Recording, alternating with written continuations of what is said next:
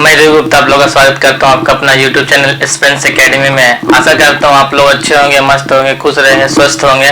तो इससे पहले मैं आप लोगों को बताया था लोकतांत्रिक क्या होता है, डेमोक्रेसी क्या होती है। तो आज मैं बताने वाला आप लोगों को कि गणतंत्र क्या होता है, रिपब्लिक क्या होता है। जैसे हम लोग हमेशा 26 जनवरी को गणतंत्र दिवस मनाते हैं, 15 अगस्त को स्वाधीनता दिवस मनाते हैं। तो आज हम लोग देखेंगे कि गणतंत्र का मीनिंग क्या होता है, रिपब्लिक का मीनिंग क्या होता है। तो वीडियो के अंत तक बने रहे। तो गणतंत्र यानी सबसे पहले हम लोग देखेंगे, जैसे आप लोग को बताया था डेमोक्रेसी।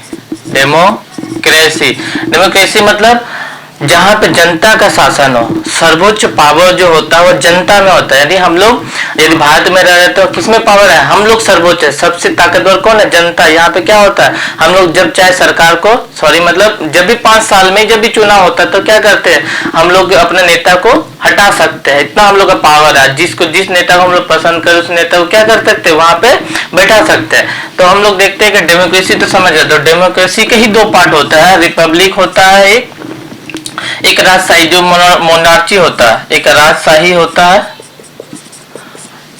मोनार्ची जिसे बोलते हैं, और एक होता है रिपब्लिक जैसे गणतंत्र बोलते हैं, रिपब्लिक यानी गणतंत्र बोलते हैं।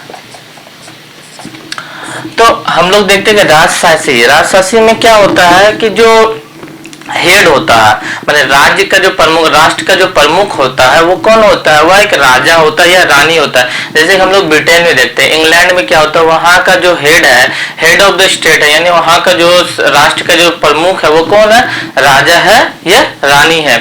उसी तरह से क्या होता है, बट भारत में राजा या रानी नहीं है, लेकिन यहाँ पे राष्ट्र का प्रमुख कौन है, राष्ट्रपति है।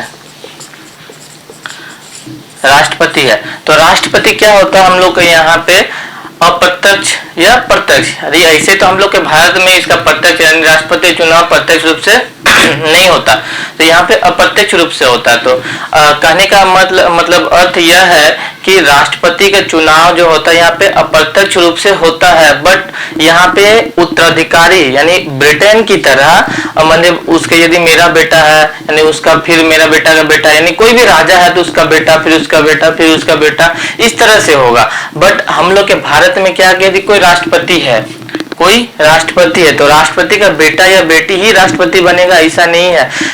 तो यहाँ पे क्या है कि यहाँ पे चुनाव के द्वारा प्रत्यक्ष या अप्रत्यक्ष रूप से क्या होगा, यहाँ पे जो होता है राष्ट्र का प्रमुख का निर्वाचन होता है। इसी तरह अमेरिका में भी होता है, अमेरिका यानी यूएसए में भी इसी तरह से होता है। वहां पे प्रत्यक्ष अप्रत्यक्ष रूप से क्या होता है कि राष्ट्र का प्रमुख जो होता है वह चुनाव होता है उनका, और वहां पे ऐसा नहीं है जैसे मैं आप लोग को बताया कि उत्तराधिकारी वाला सिस्टम नहीं है, वहां पे चुनाव होता है और वहां पे फिर चुनाव के बाद वहां पे निर्वाचित किया जाता है। इसी तरह भारत में भी प्रत्यक्ष रूप से राष्ट्रपति चुनाव होता है और वहां पे राष्ट्रपति का निर्वाचन होता है। तो कहने का मतलब यह है कि गणतंत्र का मतलब ये होता है कि कोई भी राज्य यानी यदि वो राष्ट्र गणतंत्र है तो वहां पे जो होगा राष्ट्र का जो प्रमुख होगा उसका जो चुनाव होगा वह प्रत्यक्ष अप्रत्यक्ष रूप से एक निश्चित समय के लिए होगा, और वहां पे वह वंशानुगत नहीं होगा, वह हमेशा जो होगा वह चुनाव के माध्यम से ही होगा।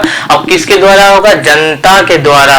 सबसे सर्वोच्च पावर किसमें है, जनता में, यानी पब्लिक में। हम लोग भारत देश के जितने पब्लिक है सब सुप्रीम है, वो सबके उनके हाथों में ही पावर्स है। तो हम लोग ये देखते हैं कि रिपब्लिक मतलब वहां का जो हेड होगा। कई बार क्वेश्चन पूछा जाता है कि रिपब्लिक का अर्थ क्या होता है। रिपब्लिक का अर्थ यह होता है कि राष्ट्र का जो प्रमुख होगा उसका निर्वाचन होगा प्रत्यक्ष या अप्रत्यक्ष रूप से एक निश्चित समय के लिए। तो आशा करता हूँ यह वीडियो आप लोग का समझ में आ गया होगा कि क्या होता है रिपब्लिक, और यदि अच्छा लगे तो लाइक और कमेंट कीजिएगा।